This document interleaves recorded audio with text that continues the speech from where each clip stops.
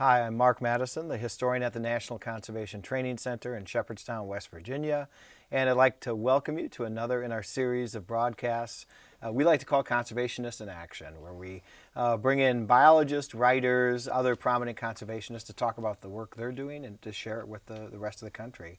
Today we have a special guest, something we haven't done before. We have somebody from the West Virginia DNR here. We have Rich Bailey, who is the state ornithologist for West Virginia, and we have lots of bird questions for Rich. So Rich, welcome. Thank you. And Rich is actually out here giving a talk this evening to the Potomac Valley Audubon Society. So we're kind of taking advantage of his proximity to pepper him with questions and what I'm sure is a very busy schedule this time of year. So Rich, welcome to NCTC. We're glad to have you here, and we appreciate you taking a little time out to do this distance broadcast. And the first question, Rich, is just to give us a little background on yourself. So I have a pretty atypical path to where I am now, and I think a lot of people would say that about their careers. Sure. But I actually got my start in college as a musician, and I was a music major. And how I got to be an ornithologist is kind of a long path, but I switched in college to natural resource management, and after that I worked as a naturalist, environmental educator in a seasonal job in Northern Virginia, and from there I really got engaged with kind of the on-the-ground nitty-gritty of nature study and working with kids and really teaching. And from there I went on to grad school in Washington State and majored and got my did my thesis in public land management and environmental education.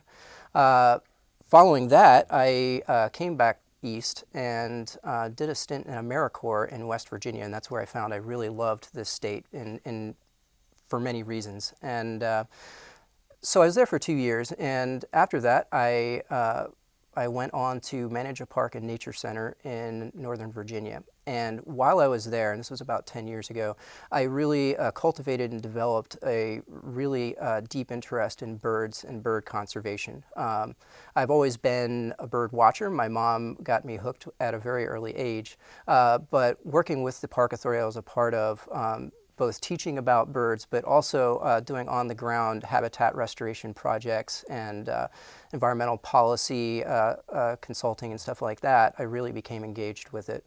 And so I was in that position for about 8 years or so, and then I finally came back to West Virginia to work for DNR. Oh, welcome back. Thank you. It's a big state, and you nicely drove up all the way from Elkin, so we appreciate that. Hey, before we go into the birds, actually we do a lot of education and outreach here. I'm intrigued by your thesis. What conclusions did you draw from? So what I was studying with my thesis, and I kind of got an inkling of this when I was in undergraduate, but also working as a seasonal naturalist in an urban environment. I noted that when I was in the city, there was a very well-developed park system, and there was and there are quite a few nature centers in the DC metropolitan area, and those nature centers serve a very large number of school children and from school districts all around the area, obviously. And I noted that those nature centers served a function of satisfying SOL, standards of learning, and the teachers would bring the kids there and they would learn. And after I was there, I spent a lot of time out in rural environments while I'm a backpacker, I'm a climber, and I got to thinking, what kind of access do children in a rural environment have to these types of environmental education resources? And that question kind of stuck with me on into grad school, and Washington State is a great opportunity to study that duality because on one hand you have the Seattle-Tacoma-Olympia corridor where you have a large population and a park system that's very similar to what we have in DC. But in other areas of Washington State it's exceptionally rural, and there are not a lot of opportunities in a traditional sense for school kids and even high schoolers, college kids, and adults to have that kind of access. And so I studied, what they were doing in a rural environment versus a urban environment. What I found was that in a rural environment, it was actually very interesting in that the kids often had an even more powerful experience, because what the teachers were doing was partnering with local land agencies and federal land agencies, and the kids were actually more likely to be doing on-the-ground science as part of the learning experience. So rather than going to a nature center and having a program on say, wildflower identification or you know, ecology or stuff like that, they were actually doing water quality monitoring. They were you know, doing all kinds of interesting things. So. We should get a copy of that thesis out here. Did you have any policy suggestions based on the thesis that you? Yeah, what you know, after grad school, I came and worked at the park, and we actually incorporated that, and in some pretty interesting ways. Even though it was an urban environment, obviously, my park was a small park, 100 acres or so, but we had kind of a regenerating woodland, and we had a stream valley and stuff like that. And the stream was sadly very horribly impacted by a pesticide and herbicide event at a nearby golf course that literally killed everything in the stream. And so what we did is we worked with kids to do water quality monitoring and macroinvertebrate surveys and stuff like that. So actually, we were actually documenting the regeneration, restoration of life in the stream, and we were also documenting interesting events that compromise the health of the stream as well. Through what we did, we actually found that, for example, people were dumping their swimming pools into the storm drains of the stream, and literally causing, you know, similar catastrophic events. And we kind of figured that out through this type of activity that we were doing with the kids. That's fascinating. So, no, we have 100 million terrestrial acres, so maybe we could try to do some more of that right. hands-on stuff. It's being done at some refuges, but Right. it might be an interesting expansion. Yeah, yeah. Let's move up to the present. What does the state ornithologist do in West Virginia? That's a really hard question to answer. Basically, my job and my focus are non-game birds in the state, and their conservation and management. And so what DNR does in a general sense is monitor and actually kind of do the science of monitoring wildlife in the state. And so I work on projects ranging from my main project right now, the State Breeding Bird Atlas, to monitoring specific bird populations. We've been monitoring bald eagle nests, for example, since the early 80s when we had a single bald eagle nest. Now we have well over 50 to 60 nests in the state. And so I'm out doing that. We have other we have a list of rare and threatened birds, state birds, and we actually monitor their populations. On top of that, I do a lot of commenting and interaction with development, particularly energy development. When a wind farm goes in, for example, they have to develop an avian and bat protection plan, and I comment on that. We meet with the folks that are putting those installations in, and we try to come to a good agreement on what we should do.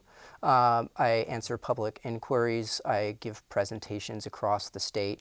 So in other words, education and outreach is a component of the job.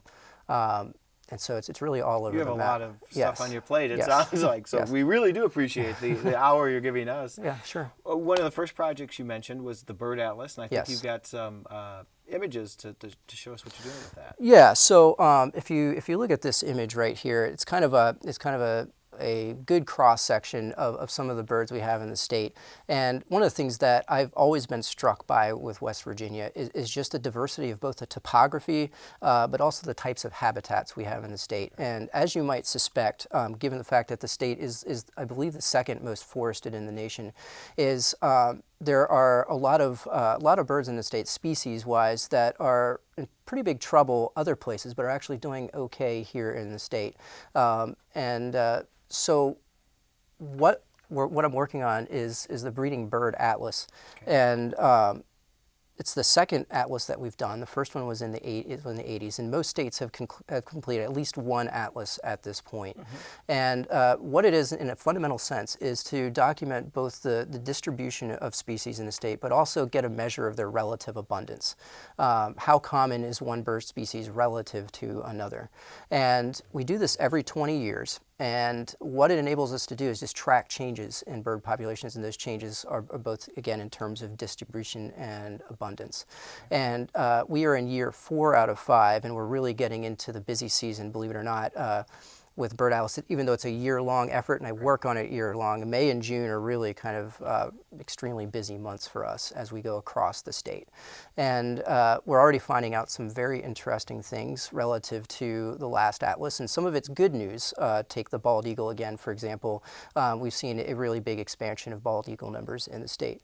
Some of it's not so good news, and there's a bird called a Goldenwing Warbler, for example, which is in significant decline across its range, or across most of its range, and that's no exception in West Virginia. And the reasons why it is declining is they're complex, ranging from things like habitat fragmentation, habitat loss, to parasitism by brown-headed cowbirds, to the most insidious reason, the fact that it's hybridizing with a closely related bird species called the blue-winged warbler. And so this atlas, we're noticing a significant decline, for example, and it's helping inform work that we're doing on the ground. There's a new initiative, Working Lands for Wildlife, and we're going to be working on habitat creation projects for Goldenwing Warbler. And the atlas has been kind of a critical component of helping decide where we want to do that kind of work. Great. Help us interpret. So if you look at this map here, it looks like a bunch of pixels, and that's really what it is. Each one of those squares is 1/6 of a USGS quadrangle map, okay, the standard topographic map, and you can see highlighted right here. It's about, each block is about 3.5 miles on a side or so, and what we're doing is we've then organized those blocks into priority and non-priority blocks, and we're systematically going to all the priority blocks and documenting as many bird species as we possibly can in those blocks. And what it does over time is it generates a map, and it generates a map of where the birds are. And we actually did a study using geographic information systems to see, well, there's 6 blocks in a USGS quad. If we are only surveying one priority block per quad, is that block representative of the habitat as a whole in that quadrangle? And what we found is that in fact it is, which makes our job easier because, as you might suspect, it's a incredibly labor-intensive endeavor, and it requires volunteers and all kinds of other things like that. And so you can still provide data for non-priority blocks, and as you see, it obviously in this map there are plenty of blocks that look like they have, that are colored pixels basically, that have data. But our primary focus again are those priority blocks, because that's what enables us to then do the comparison between this atlas and the atlas that we did back in the 80s. Is that how a priority block is determined? Is that it was surveyed in the 80s and you can do right? Well, when they first set up the first atlas, they realized that the resources they had were not adequate to do all, it's like 2,700 blocks in the state. And so what they did is they took the 6th block out of every USGS quad, and it's generally the bottom right if you were to look at it, and that created a grid across the state. But then we realized that, well, some blocks that are not priority blocks are also really important critical habitat for certain species in the state. Canaan Valley National Wildlife Refuge is a great example of that. So they went through and looked at non-priority blocks that were also, really obviously had species and habitat that we were interested in, and they added those as priority blocks as well. So it's not exclusively what we call 6 blocks, but overwhelmingly it is. Okay.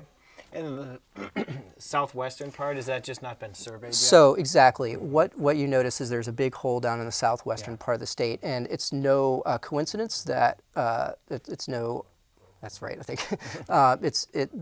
It's really one of the most inaccessible parts of the state. And both in terms of a general lack of public land, which provides easy access for atlasers, but also it takes a long time to get there, and there's very intensive coal mining, for example, that goes on down there. And so this year we are doing a concerted effort to get that region covered, and we have atlasers that are going down. So in essence, when you look at this map, the white gaps are basically the areas where there's no data and the areas we still have yet to cover. And we're hoping to make significant headway this year, but again, we've got another year after this to work and try to get it done. So. You mentioned atlasers. What exactly do they do? So there's two things that you do when you're atlasing. Okay, and we kind of separate out. And if you look at these two things up here, we're again we're doing distribution and we're doing relative abundance. Okay, so in terms of distribution, you're just looking at presence, absence. And so an atlaser is going to a block during what we call safe dates. And those safe dates is a date range where we can reasonably expect that the birds we see are there breeding. They're not, we've ruled out that they could be there just migrating through. And so they're going to the blocks during a bird safe date, a species safe date. And in general, June is the month where you're getting almost all of the birds within their safe dates. And so we're very busy. But what they do for the presence absence is really they're going to the different, basically trying to cover as much of the block as possible through driving, hiking, whatever access they can get.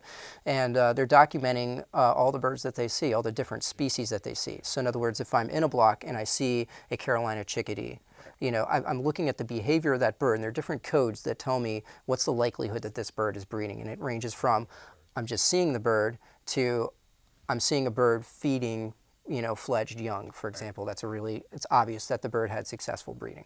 And so they're putting those codes and they're getting to as much different habitat in the block as possible. And in general, that will pretty quickly, if the weather is good, give you a nice long list of birds.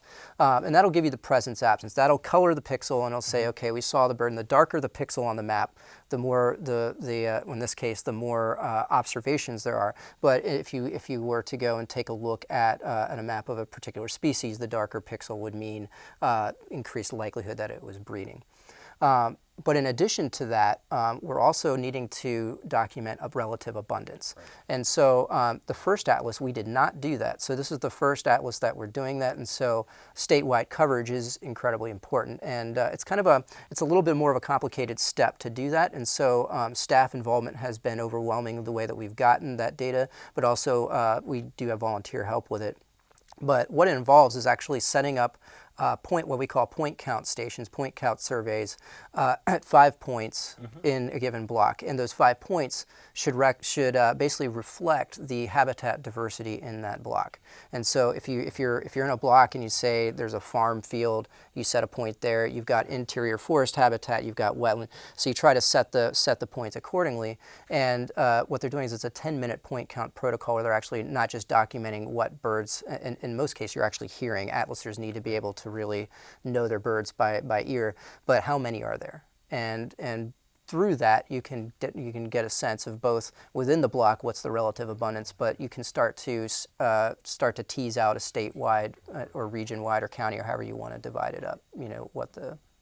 Sounds pretty complicated. How do the atlasers get their expertise in the bird songs and so on? Well, basically, there's a good base in West Virginia of birders. You know, people that just love birds and they love to bird watch, and it's kind of a growing pastime in America. And so we have basically a good base to work from, and we really court these volunteers, and that's really important to what I do. And I'm going out and teaching, and I'm presenting to various bird clubs. And for example, you know, I'm talking about the atlas. I'm saying we need this help. And I was out in the field. You can really pick up those birds. You know, what do you think about helping us out? And most of the time, they're incredibly enthusiastic about actually not just birding, but actually furthering the science of what we know about birds in the state. And you know, through that. And through staff involvement, we have a good base of folks that are helping us out. Well, what have you found out so far from your bird atlas? Well, we found out two things, and I'll use two examples here. There are two groups of birds that are in general decline. Both, I think you can make a case across the board in the eastern United States, but also in West Virginia. And those two groups, the first one here is for example, grassland and successional habitat birds, and these range from species like the eastern meadowlark to a bird that's I'm particularly fond of, the loggerhead shrike, to a successional species that uses ephemeral created habitat called the Goldenwing Warbler, which I mentioned earlier. And what you see here on the screen is basically the current distribution of Goldenwing Warbler that we found in the state. And obviously, since the atlas is still ongoing, it's not a complete map. But you can see the red pixels here are all blocks that we've picked up the Goldenwing Warbler, and all the blue pixels here are where the blue-winged warbler is. And you can kind of see there's a dividing line there, and we start to see, well, the Goldenwing Warbler is still present in these counties, and more than that, it's generally present above a certain elevation, and that we start to think about, what's the difference, and where can we manage for habitat to make sure we just have Goldenwing Warblers, because a huge problem is hybridization. Right.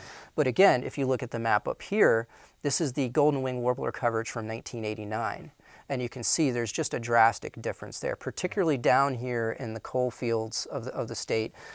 These reclaimed mine sites have a lot of what you would think would be great habitat for these birds. And Goldenwing Warblers are still down there. We've actually just recently added data from this area for Goldenwing Warbler. But in general, they're declining. And it's not just because of the Blue-winged Warbler, we think. It's also a general decline in the quality and abundance of the habitat that they need as well. So we're taking a look at these grassland birds, and it's helping us kind of note where do we still have them and what can we do. We start thinking about what we can do to maintain them into the future.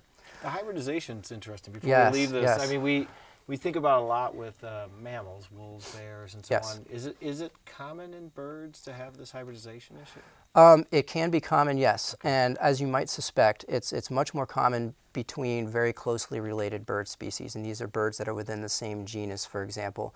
Goldenwing Warbler and Blue-winged Warbler are extremely closely related, and phylogenetic analysis shows this.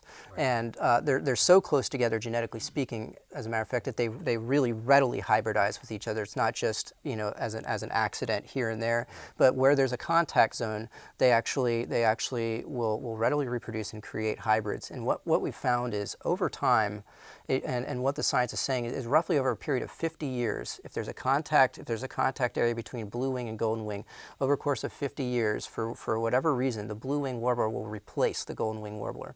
And so what we're seeing in the state is that line has been moving east.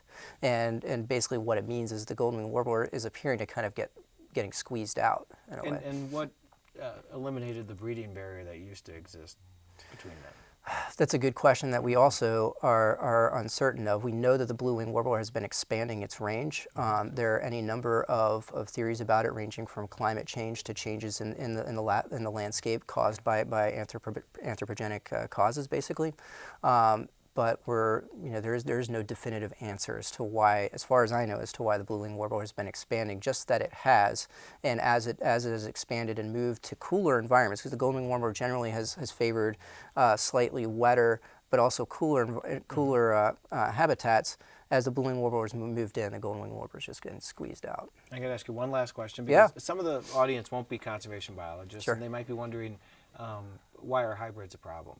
We still have birds. Right, you still have birds, but basically what the hybrids are a problem. Well, it's not that the hybrids themselves are a problem, they're kind of a symptom of the problem. And the hybrids are fully fertile, and in some cases at least, hybrids are not fertile, but the hybrids of blue-winged golden warblers are, and they'll migrate south to Central America, because this is a neotropical migrant, and they'll come back, and those hybrids will in turn interbreed with blue-winged warblers and golden-winged warblers.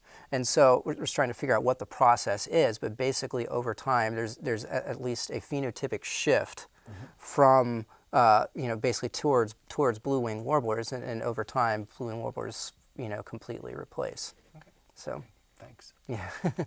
So if you move to another group of birds that we have a general concern about, these are interior forest birds, okay? And interior forest birds are particularly susceptible to habitat fragmentation. And this is basically the continued and progressive reduction in forest patch size. And there's some places in West Virginia that have very, very large intact forests. If you look at, for example, Monongahela National Forest in the Cranberry Wilderness area, you've got a 50,000 acre wilderness that's roadless and is contiguous forest.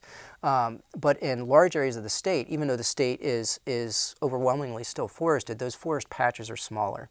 And what that means is not only is there a reduction in quality of habitat for these interior bird species, there's also a drastic increase in what we call edge habitat and the edge effect. And when that happens, it opens the birds up to increased predation, for example, but also to increased parasitism by the brown-headed cowbird, which is kind of noted as a big problem Yeah. these days. And the bird I have up here is called a Cerulean Warbler, and this is a bird that's in drastic decline range-wide since the 1960s. It's had a very significant drop in its population, and in large areas of its range, it's simply either disappeared or the abundance has dropped drastically.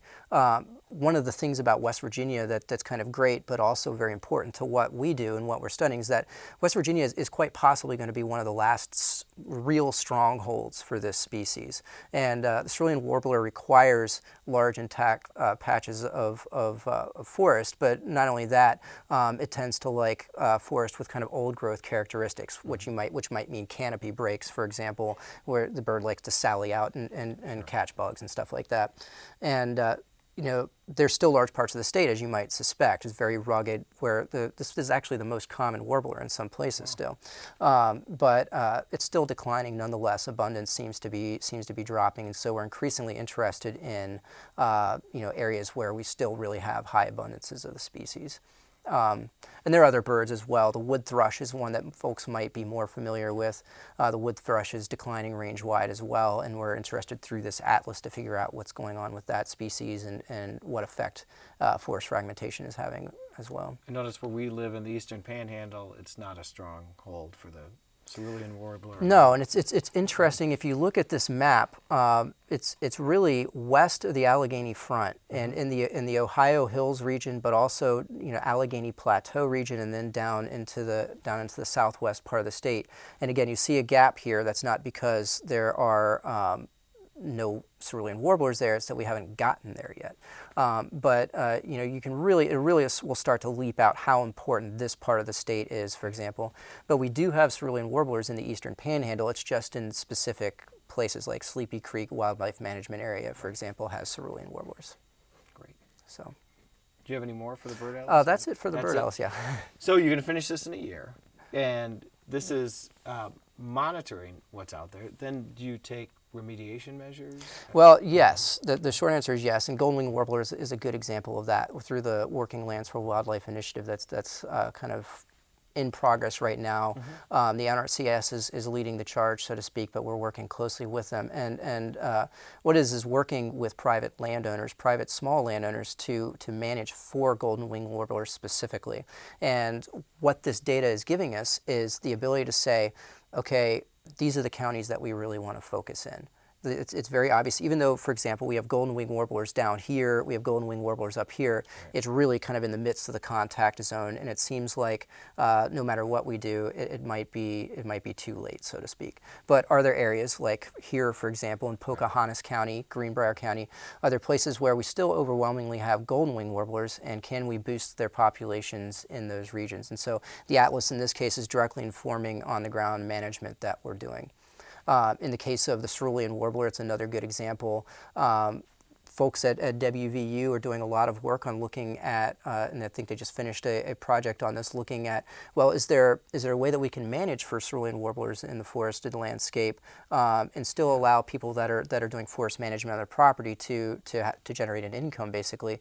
And the answer we found is very much yes, if we do it right. And so DNR plays a role in helping out with that. What are some suggestions you make so they can still manage the landscape but not adversely affect the warblers? So one of the things we found is because the Cerulean Warbler really likes to have those little canopy breaks to sally out on. If you kind of do a intermediate level of thinning, is the easiest way to put it, in a given stand, you can actually boost their numbers significantly. Mm-hmm. And there are different treatments and different ways of going about it. But what we found is it's not a lot of extra work to create habitat that could be very good at boosting Cerulean Warbler numbers. So, what about private landowners with the Goldenwing Warbler? Goldenwing Warbler.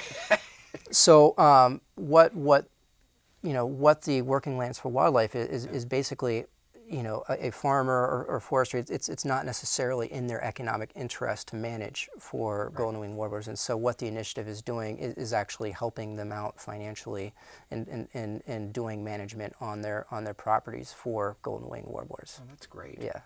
Let's talk about some of the other species you work with. One that's of interest to us is having one of the 50. Yeah. Bald eagle nest. Yeah. Tell us a little. First of all, Why were the bald eagle numbers so low in the 1980s, and why have they come back so robustly? It's interesting in that new generations of Americans might not be as aware as those that were kind of born and lived through the 50s and 60s, for example. Yeah. But the bald eagle was very significantly impacted by a pesticide called DDT, and a lot of other raptors were as well, and it led to shell thinning and basically nesting success for the species dropped drastically. And so what that meant is the eagles went through this precipitous decline, and they actually were listed as an endangered species. And beginning in the early 80s, we discovered and we noted that there was a pair of eagles actively nesting in the eastern panhandle region. And this was kind of the first part of the state where they actively kind of resettled. That's interesting. And so even now, most of the eagle nests that we monitor, that we know about, are here in the eastern panhandle region. And that's Jefferson, Berkeley counties, obviously, but also Hardy and Grant and Pendleton counties. And for example, if you look at Pendleton County, there's a Shenandoah Mountain kind of runs along the eastern edge of the county, and George Washington National Forest is there.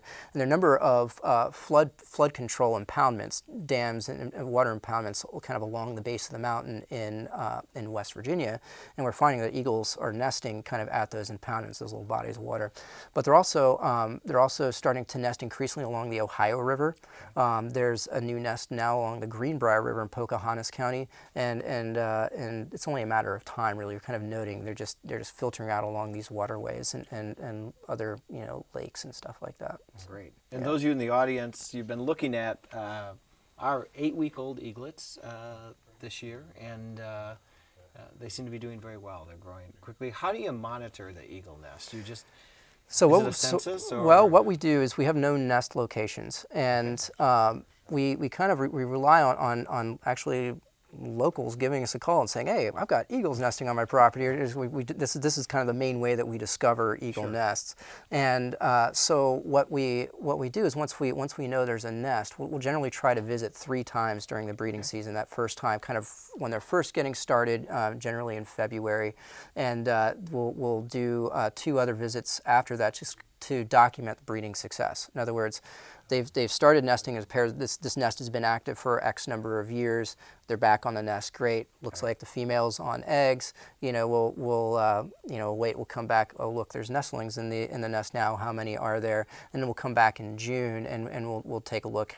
In this case, have they or are they fledging and about ready to leave the nest, et cetera. And this is actually probably the last year that we're going to be doing that, really? Because they come back so well. Exactly. This is kind of it's starting to get a point where there's so many eagle nests. Can we monitor them all? Should we monitor them all, given the fact that the species is doing so well? And so this is probably the last year that we're going to be doing it on a yearly basis. There are other, for example, golden eagles is something that's really interesting, because we're finding that golden eagles winter in large numbers in West Virginia, and the habitat we have in the state is actually very important for wintering populations, the eastern golden eagle. So, I did not know that. Yeah. Now, last year we had, let me ask you this, take advantage of your expertise here. Last year we had a male either drive off or kill, we're not sure which, the male that had been at the nest for 5 or 6 years. Is that common eagle behavior? Have you guys seen that in the other nests?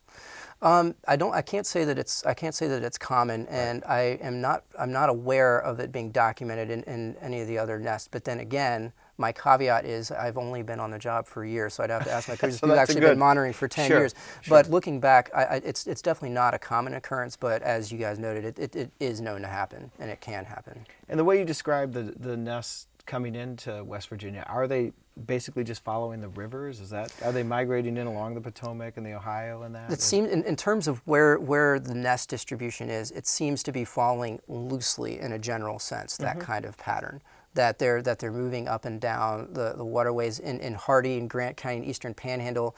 The Potomac River runs through there, the different forks of the Potomac River. But also there are lakes and impoundments in the area that really are kind of attractive to them. And so in a loose sense, they're generally spreading out along waterways. But also we have a lot of lakes in the state, dammed up lakes, and they're kind of starting, I think, to settle. And I think in another 10 years, 20 years, we'll start seeing more and more eagles on these lakes. Great. Are there any current threats to the eagle? Are they good to Well, go? one of the things that kind of really bugs us at the DNR, and it's not a huge threat, is believe it or not, there's quite a bit, or not quite a bit, but there's eagle poaching that goes on in the state, and it's always a concern when that happens. I have to think to myself, who would shoot an eagle? Right. Who would actually do that?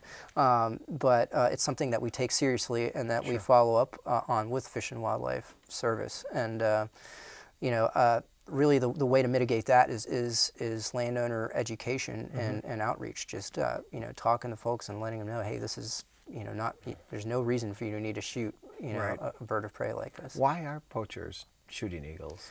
Do we know? I mean, do we have any? Because it's a perennial question we ask. Well, why would you shoot an eagle? It's sad for me to say this, but really what I've come to think is if some people just see a target, and they shoot, and it's as simple as that. Obviously, I think there's an occasional case of farmers feeling like there's concern about their livestock or whatever else animals they have, but that's the only other reason that I could possibly think of to shoot the country's national bird. Well, you're the West Virginia State Ornithologist, and we have some fairly unique conditions in West Virginia that impact birds, and you alluded to them earlier. One of the things is I think we have a fairly significant wind energy farms out here. We do, and wind energy is new to the state, and it recently new, and we know that it's going to continue, and there's a lot of wind energy potential in particularly along the Allegheny front, and we know that these wind energy installations are going to come in and they're going to feed into a local power supply and a national power supply, and really from our perspective, there's not anything inherently wrong with that. Right. What the concern that some people have had is, well, what's the effect of wind turbines on migrating birds, for example? And what the data is showing that the wind turbines themselves do not cause, not at all cause a large degree of bird mortality. Really? What does cause bird mortality is lighting done in the wrong way, lighting on towers, and you can think of a wind turbine as a tower. Lighting on the tower can be a problem, and we started to discover this early on in these huge bird kills on television communication towers. Some of these towers are 1,000 feet tall, and they have guy wires. And what we found over time is that there are certain conditions, particularly in the fall, that can be really dangerous for migrating birds. Birds use different orientation cues or different navigation cues when they're migrating, and when there's bad weather out, and when all of a sudden you lose visibility, say there's fog or weather, a significant rain or weather event, and birds find themselves in the air, they lose a lot of those cues. Okay, and so when they're flying blind, so to speak, in certain ways, they come across, say, a tower that has steady burning lights, either red or white. We found there's data that says that one might be worse than the other, but generally speaking, my understanding is steady burning lights. What happens is the birds are literally trapped by that light, and I say trapped rather than attracted, because they're seeing that light as a navigational cue. And during clear conditions, say you've got perfect weather, and most songbirds migrate at night, believe it or not, and so that's why I'm saying lights. And so say you've got perfect conditions when the bird is flying, or if you're in an airplane, you can see this. The ground below you appears dark, and the sky above you appears to be lighter. Okay, and so the theory is that this helps the bird navigate toward or orient towards the horizon and have a good horizon line. And if a bird, however, is migrating or flying at night in bad low visibility conditions, and they encounter a structure, it could even be a ground structure. There was a bird kill at a local high school in Tucker County. It's not a big tower, but it was in the right weather conditions, and it was on top of a mountain. What happens is that gets inverted. So in other words, all of a sudden it becomes lighter below and darker above because of the light scattering in the fog or whatever. And all of a sudden the bird literally gets turned upside down and starts flying, can fly and actually get trapped, and they'll end up circling these structures. And if the structure has guy wires, for example, or anything else, they'll either die from exhaustion or they'll die from impact. And mortality events can be huge. There's a case in Kansas, I believe, where 5,000 to 10,000 birds were killed in a single night at a single structure. Wow. And so really the point of this is that a lot of mitigation can be done by simply making sure that your lighting, even though it follows FAA guidelines, follows certain protocol, and that protocol is blinking lights are important. Blinking lights seem to mitigate in a large way these mortality events. But accidents can and do occur, such as what happened at the high school. We had a recent accident that happened at one of our wind farms in West Virginia.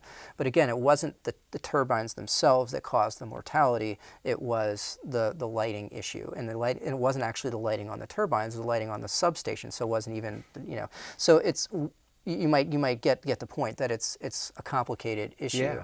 Yeah. But blinking doesn't attract them. Well, it seems to not trap them. It seems to not trap them. And there's a really kind of an interesting and kind of sad image after 9/11. Of course, there's a 9/11 memorial, and what they did with the memorial is they shone these floodlights straight up into the sky to mimic, or to kind of remember the towers. Right. And there are a number of images shot of literally thousands of migrating birds trapped in those lights over New York City at night in 9/11 in September. It's right in the middle of fall migration, and so you could see these just clouds of birds just circling in these lights.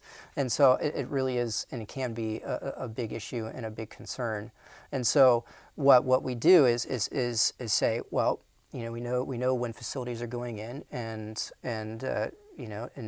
we support that, but at the same time, we need to work with you to do the things that can pretty easily mitigate bird mortality. That's fascinating. When I was an undergraduate and studying biology, for ornithology, to count the birds in the Twin Cities where I was going to school, we would go to the base of the IDS tower and see what dead birds lay there. Yeah. And I guess back then in the 80s, we just assumed they'd flown into the skyscraper and not seen it, but it might have been the lights that actually Well, it's interesting that you bring that up, because even though literally the low estimate is 5 million birds a year die from tower collisions of some kind or another. But if you compare that, say, to window impacts or feral cat predation, it's just dwarfed. Really? So say the estimate for wind turbine impacts, bird flying directly in a wind turbine, is 500,000 birds a year, right? And then tower impact is say 5 million, upwards of 5 million. If you compare that to predation and window impacts, literally hundreds of millions of birds are being struck down by that.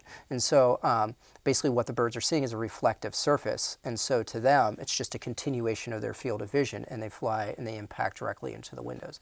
And the American Bird Conservancy, for example, just released a really nice guideline booklet, basically how you can minimize and basically screen your windows so that you minimize those impacts. So if you look at a slice of the pie, the overwhelming pie slice of bird mortality would be that stuff rather than turbine or tower.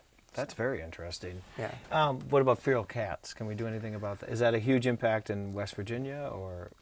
The short answer is yes, but it depends on the demography of the human populations, right? Feral cats are usually associated with people. So as you might suspect, certain regions, certain areas, particularly in urbanized suburban areas, feral cats have a much greater impact than they do, say, in intact forest patches in the state.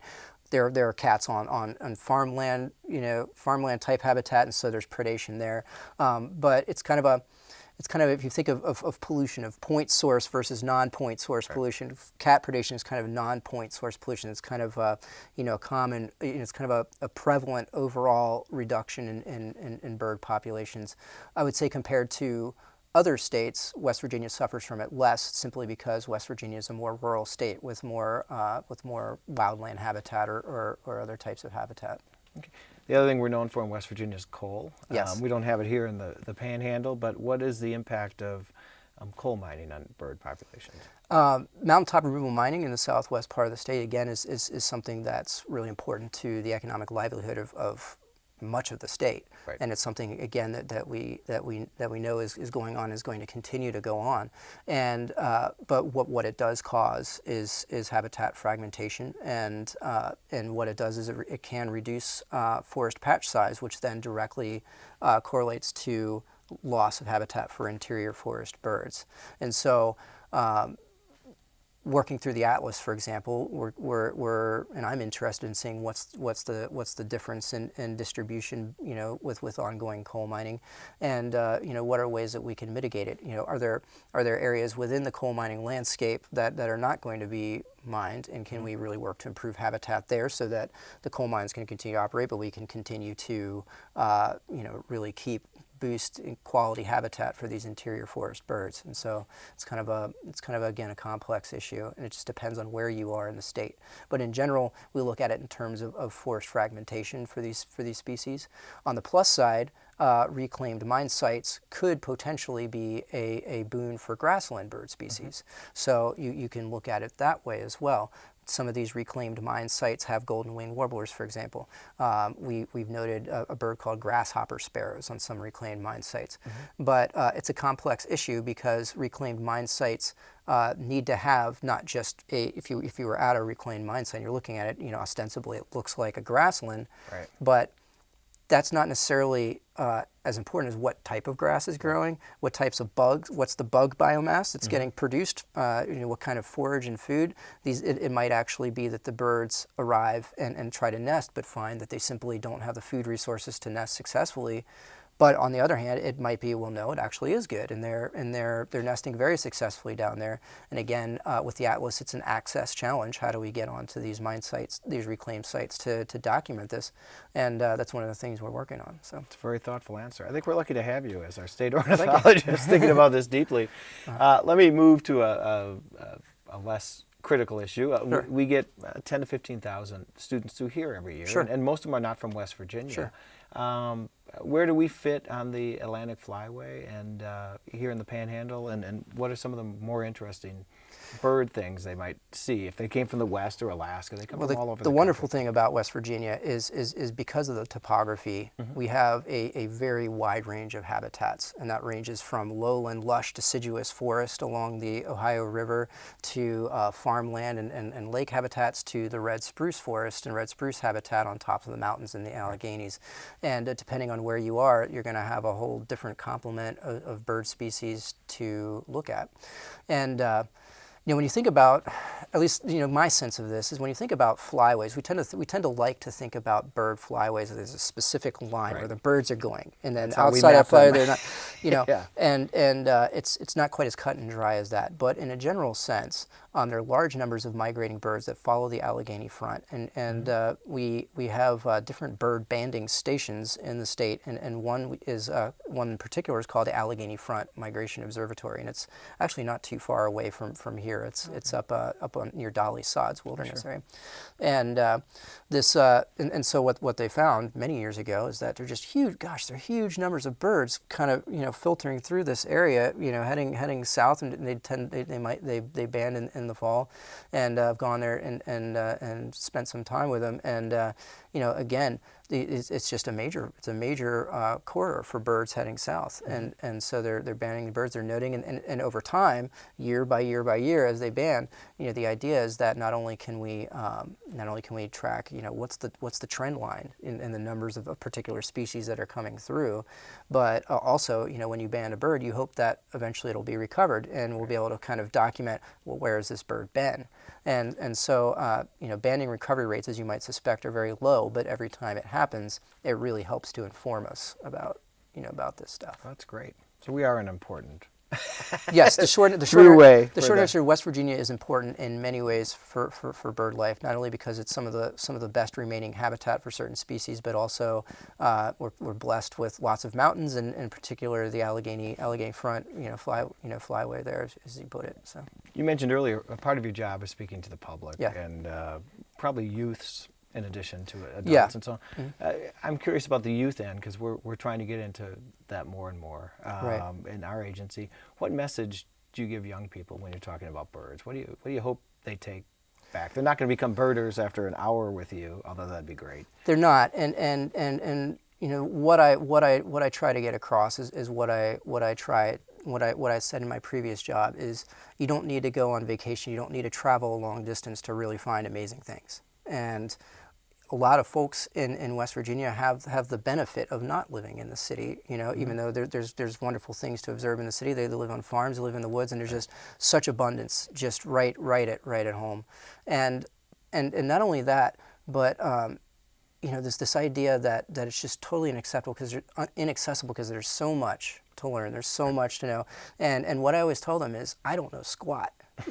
And I truly feel that. It's nature study in general is one of those things. The more you learn, the more you realize you don't know much at all. Right. And the questions that we're trying to answer and we're interested in the state with birds, is a great example of that. I'm learning new stuff every day, and that in and of itself is the beauty of it. Is the discovery and the, and really through that, the motivation to do stuff to help birds. And so I've been trying to involve, for example, Boy Scouts to help us do night bird surveys. For example, we have a bird in the state that used to be and still isn't in West Virginia, a lot of places, a very common, wonderful sound in the evening, the whippoorwill. Yeah. And but again, we need to survey for the whippoorwill, and there's certain times of the day when you're likely to hear them, and other times when you're not.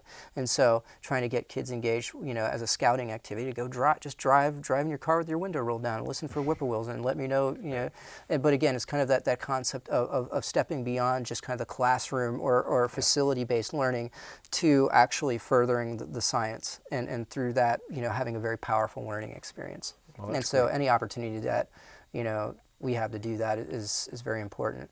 And in DNR, I play that role, but we also have a dedicated staff person that does education outreach and does a wonderful job at it. That's great. We're just about out of time. This has been one of the fastest hours we've had. So that's a tribute to you, Rich. It's been great. And birds are charismatic. They are, yes. A lot of naturalists come in through birds, and your enthusiasm for the subject is evident. So I think an obvious last question is, what keeps you passionate about birds? Do you like to go out and watch certain birds or go to certain parts of the state that, I do. I think a lot of folks get started with bird watching just because they become quickly aware, they're not only they're just beautiful, fascinating animals, right, but the bird diversity is large in this country, let alone going down to some place like Costa Rica that has, right, so many more birds. But they're highly mobile. Different birds, really like particular habitats. And so through birds, you start to learn about everything else, and that's one of the things that I really value, is that it's not only, when we do work to conserve a bird species, we're not only helping the bird out, the type of habitat that we're helping to protect or we're managing for through forestry activities or whatever else, we're actually protecting and creating a certain type of habitat that will benefit any other range of species, from plants to animals. And so it's kind of through this field of study, you're doing more. You're having the opportunity to make an impact beyond just your initial immediate target. And it's fun. And it's fun. That's one of the keys absolutely. we sometimes forget. Yeah. Rich, this has been wonderful. I really want to thank you for coming to NCTC. We hope to get you out My pleasure, again. yeah. I was very disappointed to hear the eagle nest surveys might slow down, because I think that would be an opportunity to trap you again. Well, again, we're transitioning to golden eagles, though. It's all right. we've been working on that. It's an interest, but it's an interesting question. But I can't complain, because it's a real success story. Yes, and that's always a nice thing. Well, Rich, thank you very much. We've been thing. talking to Rich Bailey, who is the West Virginia DNR state ornithologist, and has given us a lot to think about issues affecting ornithology and the birds in this state and across the country, really. So thank you, Rich. Thank you for tuning in, and appreciate your time.